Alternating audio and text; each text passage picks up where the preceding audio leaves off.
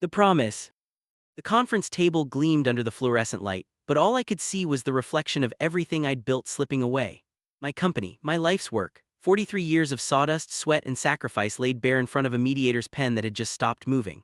Across from me, my brother's smile, that smug, quiet confidence he'd carried for months, finally cracked for the first time. That morning had started like any other day in court. For 3 exhausting weeks, I'd sat in that same sterile room listening to my younger brother, Marcus, justify why he deserved half of Morrison Custom Carpentry, the business I had built from scratch while he was collecting degrees in Vancouver. The mediator, Diane Chen, seemed a little too interested in his side of the story. I didn't know it then, but I'd soon find out why. But to understand how we got there, I have to take you back not 6 months, not even 3 years. This story started more than 4 decades ago in 1982 when I was 21 years old and foolish enough to believe that hard work and loyalty meant something. Back then, I just completed my apprenticeship as a carpenter in Calgary. My father worked at the oil refinery, my mother was a school secretary. We weren't poor, but we never had much left over. Marcus was 14, bright, bookish, allergic to anything that involved getting his hands dirty. One night, Dad pulled me aside after dinner. "David," he said, "your brother's going places. He'll be in university soon, maybe more. We can't afford to send both of you." I nodded. "I know, Dad." He smiled, a little proud, a little tired. "You've got good hands, son, real talent with wood. Why not start something of your own? I've got 8,000 saved. Take it, build something." $8,000? In 1982, that was a fortune. Enough to rent a tiny workshop, buy the tools I needed, and maybe survive 6 months if I was careful. I took it. I named my business Morrison Custom Carpentry, and for the next 5 years I barely saw the sun, 70-hour weeks, dust in my lungs, and calluses that never healed. By the time Marcus graduated high school, I had 3 employees. When he finished his first degree, I had 12. When he earned his PhD in economics, my company had grown into one of Calgary's top renovation and custom furniture businesses, 42 employees, contracts across the city, and annual revenue just shy of $5 million. Marcus became a professor. Ironically, he taught economics, lecturing students about efficiency and value creation while never once visiting the shop that carried our family name. Dad was proud of us both. "My professor's son and my entrepreneur's son," he'd say with a grin at family dinners, but I could tell where his pride shone brightest. When Marcus walked into a room, Dad's eyes lit up in a way they never quite did for me. When Marcus published another research paper, Dad framed it. When I won the Calgary Small Business Award, he smiled and said, "That's great, son," before going back to reading Marcus's latest article. I told myself it didn't matter. He loved us both in his own way. Then in 2019, Mom was diagnosed with Alzheimer's. Dad took care of her for 3 years, refusing help until his heart gave out in March 2022. Marcus flew in for the funeral, stayed 4 days, then flew back to Edmonton. I was the one who moved Mom into a memory care home, who visited her 3 times a week, who paid the $6,200 monthly bill when her needs went beyond what public care could offer. Marcus sent $500 a month, professor's salary, he used to say, "Not like you, big businessman." 6 months after Dad's funeral, Marcus called. "David, we need to talk about the business," he said. "What about it?" I asked, half distracted, driving home after a site visit. "That promise Dad made." I almost drove off the road. "What promise?" "Come on, David, Dad always said the business was for both of us, family legacy. He told me that dozens of times." "Marcus," I said, "Dad gave me $8,000 in 1982, that's it. Everything else, the company, the reputation, the people, that's me, 43 years of me." "Dad said it was a family business," he shot back. "Family includes me. You never worked a single day in it." "Doesn't matter, a promise is a promise. I've been patient, but it's time to formalize things. I want 50% ownership in writing."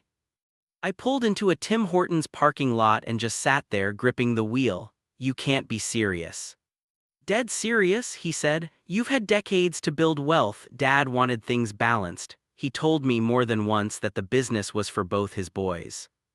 Even if he said that, and I don't believe he did, it's not legal. "We'll see what a lawyer says. You can do this the easy way or the hard way." He hung up. I sat there for nearly an hour, watching strangers come and go with their coffees, wondering how everything had gone so wrong. My little brother, the same kid I'd once helped pay through grad school, was threatening to sue me. My wife, Jennifer, tried to reassure me. He's bluffing, she said. Marcus would never actually do that, he's your brother. But he wasn't bluffing. 2 weeks later, I got a thick envelope from an Edmonton law firm, 93 pages of accusations. Marcus was suing me for half the company, claiming that our father's verbal promise was legally binding, that Dad had promised him equal ownership and unpaid compensation for 10 years' worth of profits. The document painted me as a manipulative older brother who had exploited our father's money and favoritism to build a company that rightfully belonged to both of us. The dates he listed, Christmas 2015, Thanksgiving 2018, Dad's 70th birthday, were real. But the conversations, I had no memory of any of them. I hired one of Calgary's best lawyers, Patricia Wung. She flipped through the pages, her expression unreadable. "This could get messy," she said. "He's calling for mediation before trial, standard for disputes under $5 million. Can he win?" I asked. "Hard, but not impossible. If a judge believes your father made a promise that was intended to be legally binding, Marcus could argue promissory estoppel, but he has to prove it clearly. I have 4 decades of tax records, registrations, and ownership papers all in my name. That helps, but judges are human. If they believe your father intended for both sons to share the business, documents might not save you." I thought about it. Dad had said things over the years, vague, sentimental things about the boys and the family legacy, but never anything concrete. Never Marcus owns half. Patricia nodded when I told her that. That's what he's betting on, the vagueness. He'll use it to his advantage. So I went digging, 43 years of paperwork, old receipts, contracts, bank statements. I found Dad's original check, $8,000, dated October 1982. I found letters from him too, one from 1995, "Proud of what you've built, son." Another from 2007, "Morrison Carpentry is a testament to your hard work." None mentioned Marcus. None mentioned family ownership. I even tried talking to Mom, but her memory was gone. "Who are you?" she asked softly. "Where, Harold?" Mediation was set for late November, almost a year after Dad's death. Diane Chen, a retired judge, was our mediator. Marcus walked in with a sleek lawyer from Edmonton, Richard Thorne. They sat across from me and Patricia as if we were strangers negotiating a corporate merger, not brothers. "I'm not here to fight," Marcus began calmly. "I just want what Dad promised, half the business. I don't need to run it. You can stay CEO. I only want my rightful share." Patricia leaned forward. "You're asking for $400,000 a year in profit for doing nothing." "I'm asking for fairness," Marcus said. I stared at him. "You've never lifted a hammer for this company, not once." "It's not about that," he replied. "It's about Dad's word, family matters." The first session ended without progress. The second was worse. Diane Chen kept using words like moral obligation and family fairness. It was clear she thought Marcus deserved something. Afterward, Patricia pulled me aside. "She's biased," she whispered. "If she pushes a settlement and you refuse, that could hurt us in court." So I went back to the boxes again, desperate for proof. That's when I found it, a letter dated 2010, Dad's handwriting shaky but familiar. "David, I'm so proud of what you've built. Morrison Carpentry is proof that hard work pays off. You took my $8,000 and turned it into something remarkable. That's all you, son, your vision, your sweat, your success. Love, Dad." I read it 5 times, "Your success, not ours." When the final mediation came, I walked in holding that letter. Marcus looked confident. His lawyer nodded at him. Patricia placed the letter on the table. "Before we begin, new evidence," she said, reading aloud the part about your vision, your success. Marcus's face barely changed, but his lawyer frowned. Diane Chen looked unimpressed. "Interesting," she said, "but this was from 2010. Marcus's claims are based on later years." Patricia didn't blink. "Then let's talk about those years." She pulled out another folder. "We've subpoenaed Harold Morrison's medical records. He was diagnosed with early-stage Alzheimer in 2014. The room went silent. Marcus looked shocked. "That's not true. Mom had Alzheimer's, not Dad." Patricia slid the papers forward.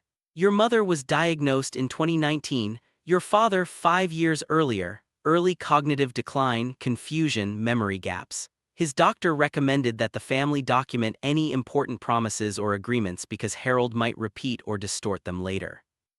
I remembered that day vividly, the appointment in 2014 just before Christmas. The doctor had said he'll have good days and bad ones. Patricia continued, flipping pages. The first alleged promise, Christmas 2015, the medical notes show Harold was experiencing short-term memory loss and confusion. Thanksgiving 2018, a minor stroke, temporary disorientation. By his 70th birthday in 2019, moderate stage Alzheimer. The air in the room thickened, even Marcus couldn't meet my eyes.